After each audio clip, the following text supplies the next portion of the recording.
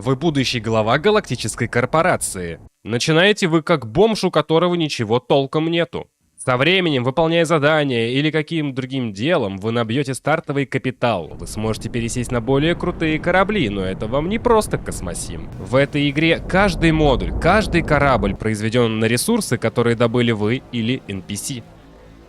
Весь мир живет своей жизнью даже без вашего участия. Вы сможете строить станции, выстраивать производство и добычу ресурсов в гигантских объемах. Вы будете устраивать масштабные бои целых флотов и находиться в этой гуще. Управлять эскадрой эсминцев или вообще сидеть за капитанским креслом космического авианосца. Захватывать территории и уничтожать целые фракции. Тут даже есть интерьеры кораблей и станций, не такие как Star Citizen, но все же. Кораблей тут свыше 200, а учитывая то, сколько вооружений и модулей тут есть, вариативность сборки просто сумасшедшая. Это еще не считая того, что корабли потом можно улучшать под себя. Игра поражает своей масштабностью, а делала ее всего-то горстка людей по сравнению с другими проектами. Помимо космопесочницы, где жизнь живет своей жизнью, тут присутствуют и сюжетные кампании, которые вовлекут вас в этот мир. Так что удачи вам, потому что вы будущий глава галактической корпорации. В самом начале игра предложит вам стартануть одну из нескольких кампаний, которая вовлечет вас в сюжет данного мира. Но не стоит забывать, что эта игра обмазана всяческими DLC, которые открывают кампанию и дают новые корабли и регионы как минимум. Играть можно и без DLC, но я бы все-таки рекомендовал докупить весь пак, особенно дополнение Timelines, а всего DLC в сумме 6 штук. Корабль-трансформер за DLC я не считаю. Но прежде чем стартовать игру, я категорически рекомендую пройти обучение, обычное и углубленное. Вас ознакомят с основами, иначе вы можете не разобраться в игре и испортить себе впечатление. И рекомендую пройти как раз-таки то DLC Timelines. Оно, считайте, углубление углубленного обучения, чтобы вы закрепили навыки, и после этого уже можно стартовать в обычном мире. Если что, вы можете стартануть игру даже без корабля, чисто в скафандре. Но давайте опустим этот момент. Вот, допустим, вы начали какую-то там кампанию, у вас будет какой-никакой корабль, в зависимости от вашего выбранного старта. И перед вами гигантский мир, который поделен на сектора. Сектор — это часть космоса размером в 500 километров от края до края, где сосредоточены постройки, ресурсы, магистрали и так далее. Но вы можете вылететь за эти пределы и найти, скажем, заброшенный корабль, который спрятали разработчики. Между секторами вы перемещаетесь с помощью сети врат. По умолчанию все сектора и сами сектора не изучены, и вам предстоит летать самому, все это дело рассматривать, изучать, и если хотите быть в курсе происходящего, то размещать спутники, которые все вам будут подсвечивать. А этих секторов больше сотни. Точное число варьируется от 120 до 150 в зависимости от того, как считать подсектора. И вот, во всем этом космическом пространстве обитают 22 фракции, и они не просто мирно следуют скрипту, летая бесцельно туда-сюда. Нет, этот мир именно живет. Вы можете оставить компьютер с включенной игрой на неделю, и картина поменяется совершенно. Кто-то кого-то где-то уничтожит или заберет территорию. И если вы повторите свой эксперимент, ситуация окажется совсем другой. Как минимум, тут всегда у всех война с двумя фракциями – ксенонами и хаками.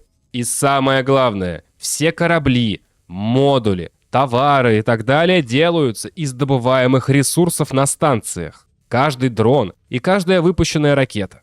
И это все делают NPC. Считайте аналог мира EVE Online, только вместо игроков NPC.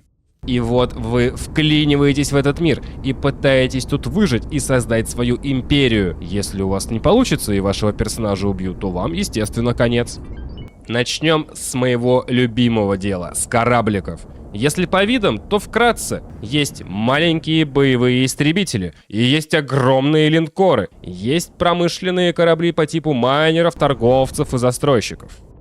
По размерам кораблей следующая картина. Представлено 4 размера: S, M, X и XL, где класс S относительно маленькие кораблики. M — корабли побольше, но они выглядят уже очень большими, если что, когда стоишь рядом с ними.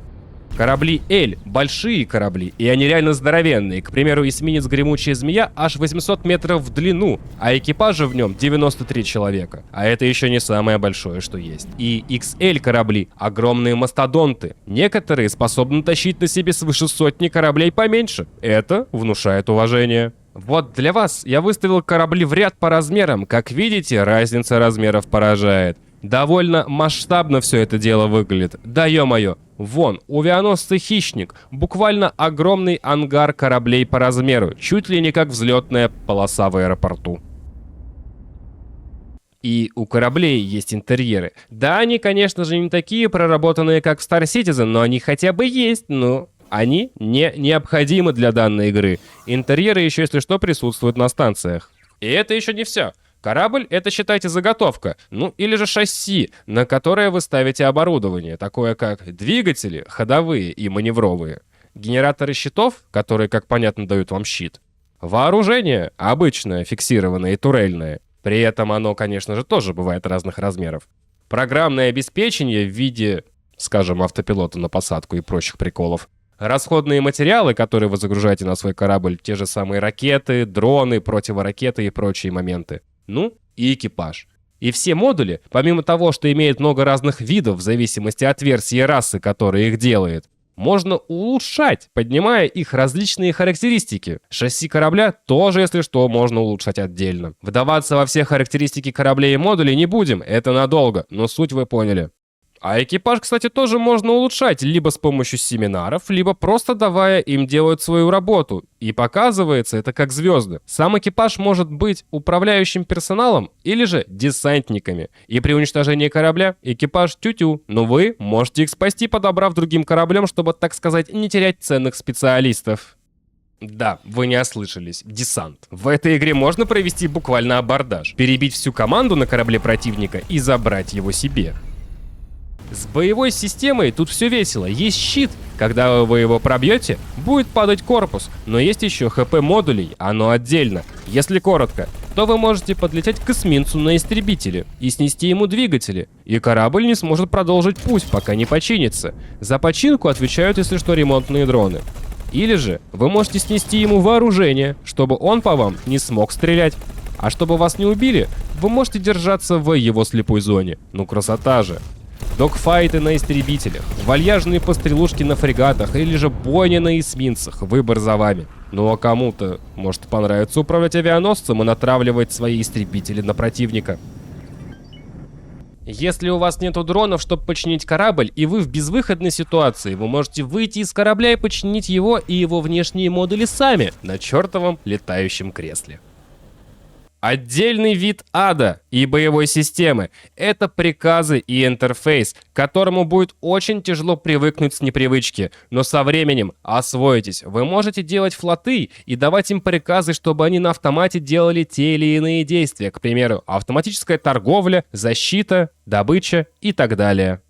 Теперь поговорим по поводу станций. Они могут быть еще больше. Представьте квадрат, у которого во все стороны по 10 километров. Вот такие тут могут быть станции по размерам. И вы их строите сами на секундочку. Выбираете размер и место, где будете это дело возводить, и вбиваете колышек с надписью «Моё».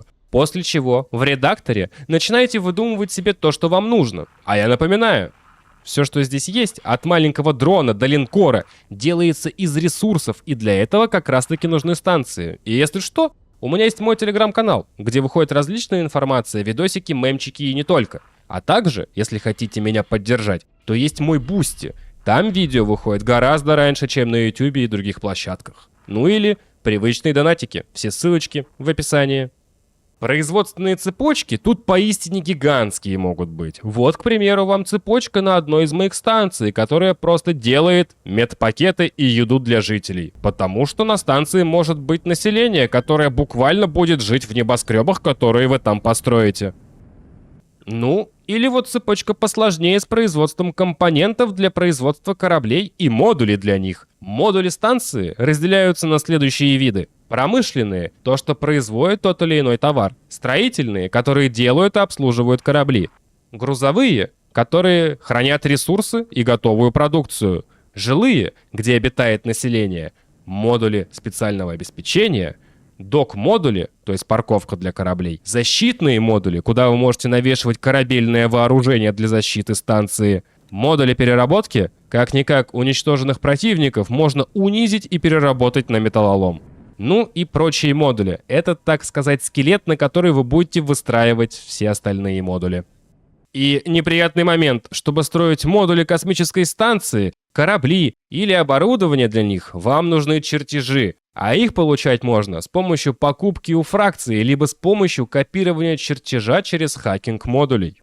И разработчики не угомонились и ввели сюда еще маленькое древо технологий, которое вам нужно изучить, где есть очень важная штука – сжатие времени. Поскольку игра довольно масштабная, тут все происходит не быстро. Просто представьте, сколько должно пройти времени, чтобы добытый кусочек руды превратился в пушку на вашем корабле.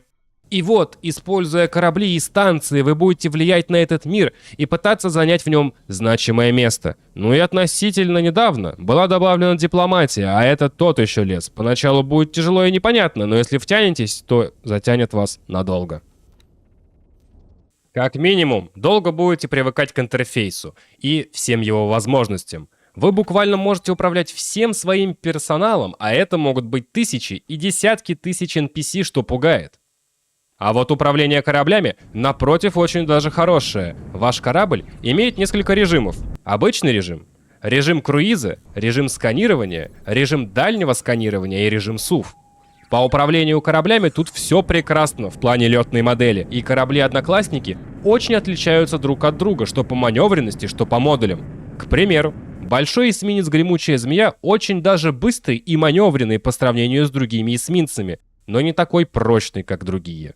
А учитывая, что разное вооружение подходит под разные задачи, то вы можете собрать эсминец от снайпера, который стреляет на 14 километров, до корабля, который будет биться борт в борт с другими эсминцами. Вот, допустим, у вас есть две противоборствующие фракции, они собрали ресурсы, переработали их, построили корабли и пошли друг на друга войной, и вы можете поддержать ту или иную сторону и пустить развитие мира так, как угодно вам. Вы можете сделать, скажем, 100 лишних истребителей или десяток другой эсминцев и продать их одной из сторон. Или обоим, чтобы их война была очень долгой. И на этом вы обогатитесь. Потом закончите их подпитку и накопите свои силы и просто сдуете их из нужного вам сектора, за который они дрались. А это лишь один пример того, как вы можете повлиять на этот мир. Можно не так кардинально. Просто строить корабли самому довольно сложно в плане стартовых вложений на станцию, где все это будет производиться. Вы можете продавать какой-то один товар обоим, но важно помнить, что товар должен быть востребован на рынке в данный момент. Грубо говоря, кому нужны пушки, ядра и порох, когда все заняты рыбалкой.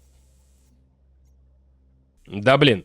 Тут даже есть фракции пиратов, и что самое бесячее, вы не узнаете, что это пират, пока не просканируете корабль. Но с ними еще как-то условно можно договориться и вести бизнес, а вот с хааками и ксенонами нет. Они воюют против всех всегда. Считайте их просто бездушными машинами. А то вдаваться в лор игры, это еще отдельное видео делать надо, так как история тут приличная. И как я и говорил, у большинства фракций есть сюжетные кампании, и с фракциями можно и нужно прокачивать отношения, к примеру, выполняя задания разной сложности, которых много, от сопровождения кораблей до очистки местности от минного заграждения.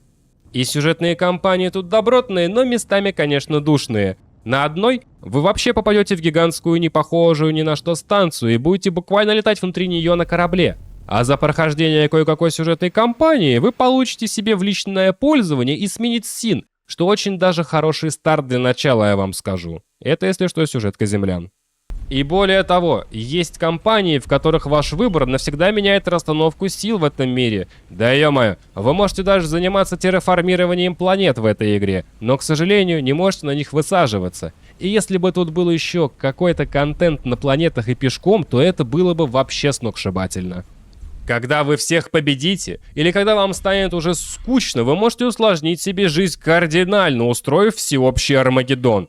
Это называется кризис. Эта штучка в самом низу древа исследований. Удачи вам выжить, ребят. Вас будут лопатить знатно.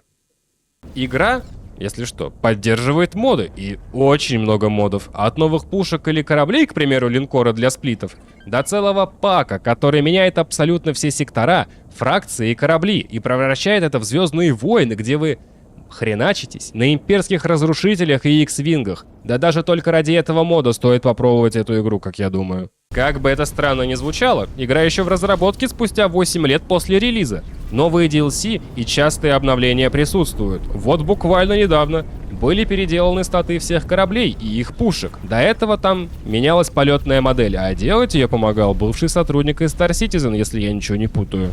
Сейчас идет бета-тест версии 9.0. В дальнейшем нас ждут нововведения по типу экспедиций. И заранее нам дали новый класс кораблей — экспедиционный. Да и зачем-то нам дали еще корабль-трансформер недавно. Судя по циферке 4 в названии, вы понимаете, наверное, то, что игра не первая в серии. Первая часть была X-Beyond во Frontier 1999 года. Потом был X-Tension 2000 года. X2 в FRED 2003 года. X3 Reunion 2005 года. X3 Terran Conflict 2008 года. X3 Albion Prelude 2011 года. X-Rebirth 2013 года.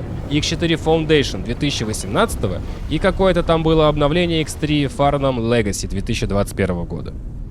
Игровой движок тут, конечно, оставляет желать лучшего. Я не знаю, какое железо нужно этой игре, чтобы она не просаживалась по FPS во время массовых баталий. Не критично, но все же. И оно вроде как загружает не все ядра процессора, но благо разработчики, можно сказать, ввели костыль, который решает проблему отчасти в виде DLSS и генератора кадров. Чувствуется старость игры как минимум в интерфейсе, который пришел будто из игр до 2010-х годов, но это дело вкуса. Со временем привыкаешь со всем этим взаимодействовать, да и как бы на начальных этапах вы тот самый бравый пилот сорвиголова, который летит навстречу опасности, а потом откатываетесь на сохранение назад. Так что в интерфейсе там особо сильно ковыряться вначале не будете. Но на поздних этапах вы тупо сидите в кресле на станции и управляете своей империей удаленно на созвоне. Так что интерфейс — это дело привычки, а сравнивать мне есть чем. Я вроде с 2012 или 2013 года играю в EVE Online, где интерфейс примерно из той же оперы. Играл очень много в Elite Dangerous, да и Star Citizen активно щупаю и жду его релиза вот уже несколько лет. Эта игра больше синглплеерная версия EVE Online, нежели похожа на другие игры, связанные с космосом. Первый раз, когда я запустил эту игру, я не понимал, что вообще делать, и терялся во всем этом обилии меню и путался в управлении, так как было все непривычно настроено. Но постепенно пытался вникнуть и понять, что тут вообще делать. И тут мне помогло как раз-таки обучение. Без него будет реально тяжело освоиться, ребят. И вот, на протяжении пары лет я раз в пару месяцев могу стартануть все заново, так как когда я возвращаюсь в старое сохранение, я не понимаю, что я настроил и что за что отвечает, ибо было и такое, что каждая станция производила исключительно один тип ресурса, а учитывая, что компонентов и ресов тут много, эти станции могли занимать чуть ли не весь сектор, а империя могла простираться на несколько секторов. И как вы понимаете, игра не быстрая, ваше одно сохранение может спокойно занимать 100 часов. Я категорически рекомендую эту игру к ознакомлению, так как такой шедевр, который имеет большую и долгую историю, как минимум надо пощупать, а остаться в нем надолго и проникнуться этим или нет, это уже решать вам. Для любителей космосимов рекомендую, так как вы посмотрите на все еще под другим углом, поскольку это еще и стратегия. Поэтому для любителей стратегии и космоса тоже рекомендую. Конечно же, люди перестали мечтать о полетах к другим звездам и всем подавай сессионный шутан в массовости. Но своему ребенку я бы как минимум рассказал, что да, такая игра была, я в нее играл, и это было круто. А симуляция мира, который воюет и торгует между собой, это тоже неплохо. Может, когда-нибудь выйдет 5-я часть, и учитывая, как сейчас развиваются нейросети, мозги NPC станут гораздо умнее, а их действия неожиданнее и интереснее. С вами был Кисель, всем до встречи и пока-пока, увидимся в космосе.